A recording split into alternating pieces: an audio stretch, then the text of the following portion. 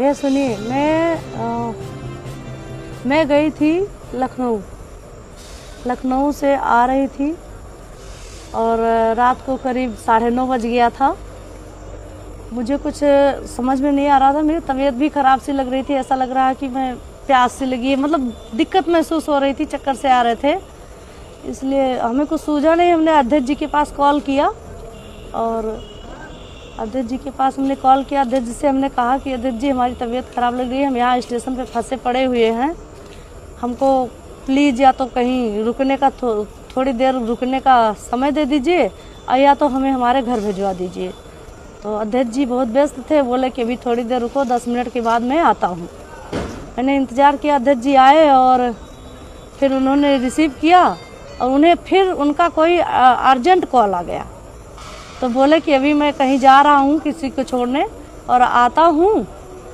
फिर अध्यक्ष जी हमको लेके गए कार्यालय पे, बोले कि तुम यहाँ थोड़ी देर ठहरो और मैं अभी आता हूँ। जैसे ही मैं जा रही थी, 2-3 सीढ़ी चढ़ी, चौथे सीढ़ी जैसे क्रॉस की, हमें ऐसा लगा कि मेरा हिल वाली सैंडल पहनी थी, मेरा पैर फिसला कि चक्कर से आ गया। मैं ऐसे हाथ जैसे पीछे की कि सर जी पीछे खड़े थे, हमको थाम लिए और उन्होंने मुझे सहारा दिया।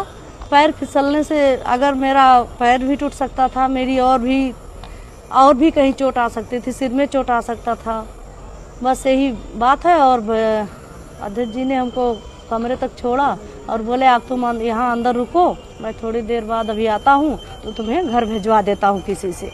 बस भैया इतनी सी ही बात है, इतनी सी ही बात है। अब इसको चाहे कोई गलत सोचे या अच्छा सोचे, अध्यक्ष जी ना कभी गलत थे ना कभी हैं हमारी नज़र में। मैं पिछले करीबन 3-3.5 सालों से उनको जानती हूँ और हमारे पारिवारिक संबंध रहे भी हैं उनके यहाँ से, हमारे यहाँ से, अध्यक्ष जी से पारिवारिक संबंध रहे हैं। इसलिए मैंने भरोसा करके उनके पास कॉल किया और किसी के पास कॉल नहीं किया। नहीं नहीं नहीं भैया बहुत अच्छे इंसान हैं और मेरे पिता तुल्य हैं, चाहे मैं बड़ा भाई मानूं या अपना पिता मानूं, और पिता तुल्य ही हमारी सारी फैमिली मानती है। हमारा भाई, हमारे हस्बैंड, हमारे 2 बच्चे भी हैं। मैं लड़की नहीं हूँ, मैं अनजान बच्चा नहीं हूँ कि मैं किसी को, कोई मुझे बहलाएगा, कोई मुझे फुसलाएगा, ऐसा कुछ भी नहीं है।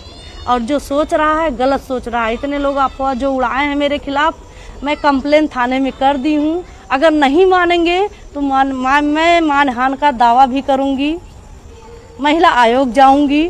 और भैया मेरे भी इज्जत है या माननीय अध्यक्ष जी के पास भी इज्जत है, वो ऐसा कुछ समझते तो किसी लेडीज को क्यों सहारा देते? नहीं ना।